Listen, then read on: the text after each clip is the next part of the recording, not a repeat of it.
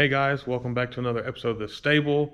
So as you can see, we are in my parents' garage, and my dad and Jalen have put a lot of time and effort into getting all the insulation up and the lights as well. So quick little update. Easiest one first is my mom's car needs a fuel pump is what we're thinking is wrong with that. Jalen over here has been messing with the Watt box, has gone through all my connections, soldered everything because I just used little tie-ins. Then the text is probably not going to get done by Bandamere because that's in July. So we are going to just try to kind of band-aid this thing together and turn it up a little bit in the process as well. So the intake has to come back off to hopefully try to figure out where that coolant's coming from. I think it's the water line underneath the intake. When the intake comes off, we're getting rid of all the EGR stuff because it's going to free up room and make things look better. So that's pretty much an update with Red right now. Other than that, it's still running great. I was scared for a minute and thought that that there was a head gasket on there, but there's no signs of it. And the other day in Mexico, I hit 11.7 pounds of boost, so that was one of the highest I've hit on the street, kind of getting on it hard in Mexico. My dad's car, we got the Pro M EFI, all that stuff. His intake is back, so we're just waiting on him to paint this engine bay because his biggest regret was primering it all black and then putting everything together. So he wants to go back to the gunmetal gray. But so once he paints that, it's going to be all hands on deck to get this thing ready. He went with the SVE Series 2 wheels, but he's trying to get me to take those off his hands and put them on red so he can get the Series 3. So we'll see what happens with that. We won't get to Jalen's car yet. You can't see it from the camera, I don't think. Went to the 86. We pulled out the stuff for the AC. Just going to delete it as well. And pulled out one of the evap lines and canister for the gas tank. So my birthday was this past Tuesday. So since we still celebrate birthdays around here, and I asked for nothing but car parts for the 86. So we got fuel pump, brakes, harmonic balancer. I've had that gauge for a little bit over there, but that's a air fuel ratio. And then so today the game plan is to pull the intake and stuff off of that because I forgot to trim the gasket since that's a ported Cobra intake on there now. And to put the new oil pan, balancer, stuff like that on there, timing cover. And then that thing's almost going to be ready to go.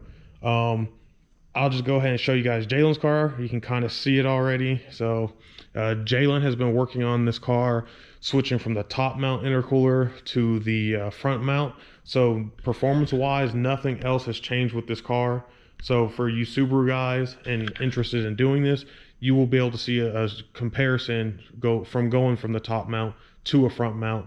And outside of like the day with temperature, humidity, DA, that's going to be as close as a comparison as you can get. Cosmetic wise, he got these XR wheels, which maybe I can show you this one down here. And then he put a wing on the back. So there was a lot of kind of custom stuff him and my dad had to do to make that thing work. And our buddy Kenny, who helped me do the body chop on the FJ, came over here and had to weld these pipes for them. So he had to make about 3 welds. You can see one down here, one up here, and one up here to make that work. Jalen said there was a lot of custom stuff they had to do over there because one of the kits they looked at, it only came with 2-inch pipe and they felt it was too small and wouldn't make that much power, so they switched everything to a 2.5, I believe. And then Jalen could probably tell y'all more about this. Yeah, so why we had to do that was this is a GD 2002 to 2007 front mount intercooler kit, and this obviously isn't a 2002.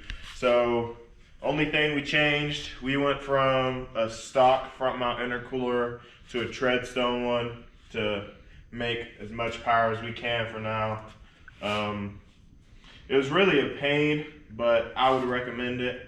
We did a lightweight bumper beam, which I'm just trying to lose weight in this car.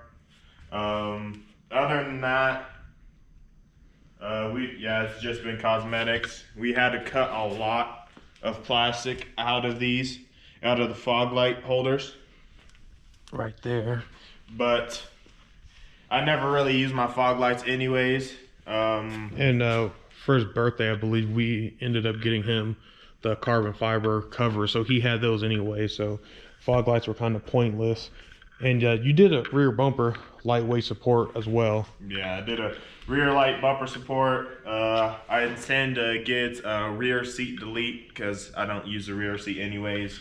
And I'm willing to take this as far as Devin will take his car, just so Subaru guys will win over American Muscle. So that's the whole goal, and I'll take it as far as he will, and that's about it with this. So that's kind of update with everything. The itch has really gotten to Jalen about trying to get that car on the track and race. So it's probably good that it hasn't happened yet, because what Red would have done to you would have discouraged you and you might have just sold the car. That's entirely not true. I was trying to hold off on it because of 5-speed transmission.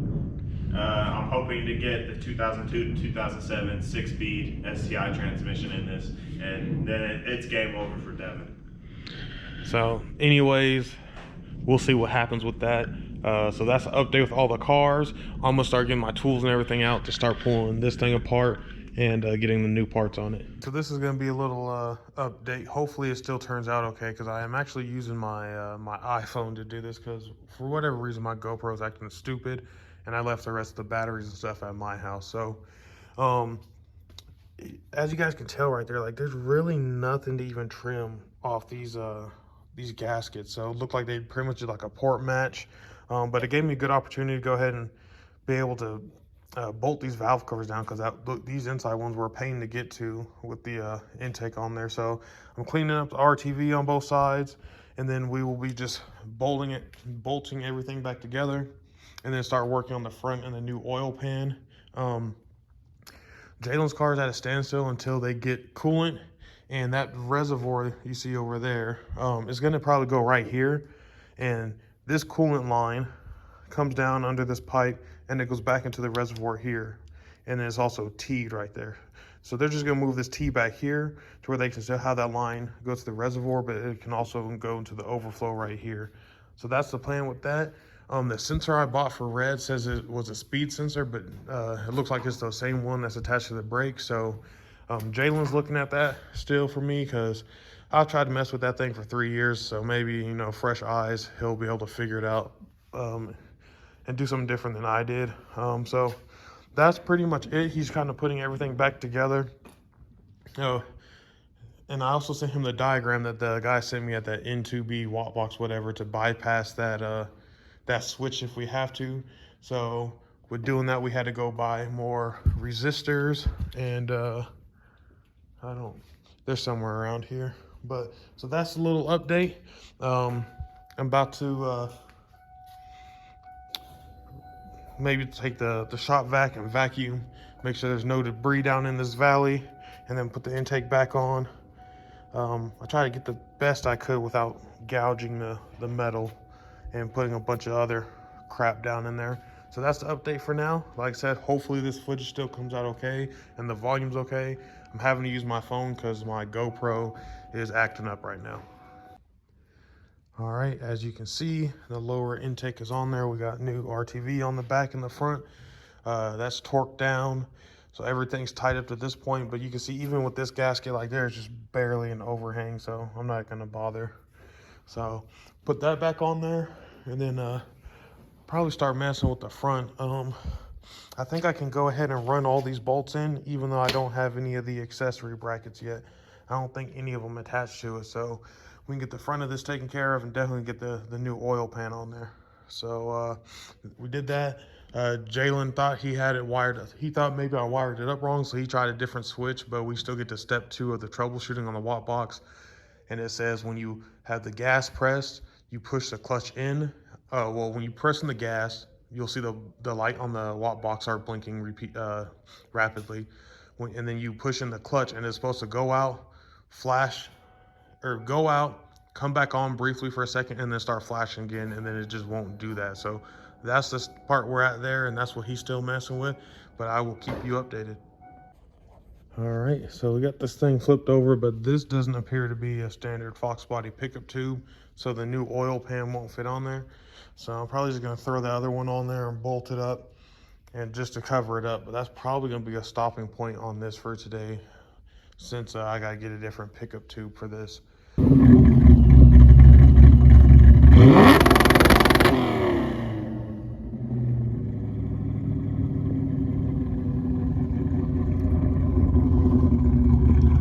Alright guys, hopefully the wind isn't too much, but as you can see, with Jalen's help, I'm gonna get in the garage. He has his car running too, but finally got the two-step figured out. So we actually hooked everything up the same way, but he had went through all my connections and soldered things together.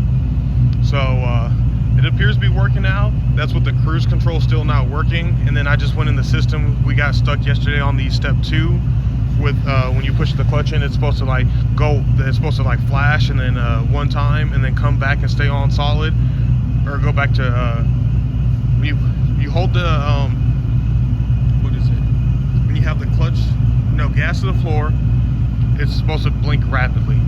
Then when you push in the clutch, it's supposed to go out, flash one time, and then go back to flashing repeatedly. So when I went back into the software, updated it, and enabled that stuff, it started working right. I just took it on a test drive and I punched it. It didn't feel like it hit any rev limiter. It was pulling strong actually.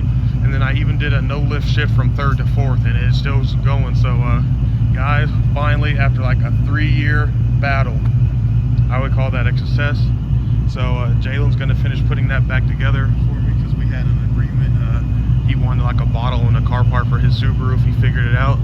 So he'll get that buttoned up, and then I got all the parts to take the intake off of that thing, but that's one less thing down. Cool thing, so that two-step you guys just heard, I bumped it up to 5,000 RPM because that's where I launch at the track. On my boost gauge at 5,000 RPM, it showed 8.9 pounds of boost. So we might have to lower that, because I have a feeling it might spin with that much boost at the line. So that is the update with red. Jalen is circulating coolant through his car. He finally got it going, so it is running. So once we know that this thing has the coolant circulating through it, we're gonna take it on a drive and see where it goes lean at, because so hopefully it's still drivable with this tune, but we have a feeling that with him switching it to the front mount, it might have to get retuned. But that's a pretty cool view for you guys right there. It looks good with that intercooler sticking out the bumper. So he got everything buttoned up. Like I say, he's just waiting on the coolant to circulate through, make sure there's no air pockets in that. And then I'm gonna pull red in that side. We are gonna be done with red for the day. And then we'll take that on a drive. Like I said, see where it goes lean. And then I might mess with this today, I might not, I don't know. We don't have any RTV, and I need shrink wrap too. But we just went up to O'Reilly's and I got my new pickup tube and gasket, so we got that right here in the bag. So